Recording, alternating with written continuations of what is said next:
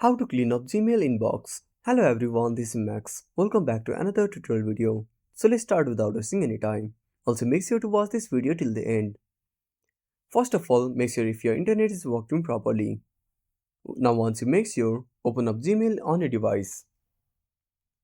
Now tap on your profile at the top right corner. If you want to switch account, select the account you want to switch. Now once you are done with that, tap on manage storage.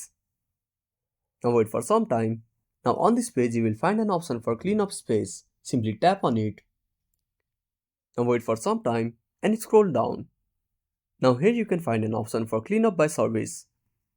Under that title, select Gmail.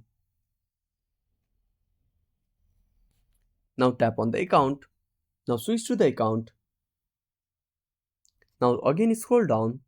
Now tap on review. Now tap on select all, or you can also manually select the emails you want to delete. Now tap on the trash icon.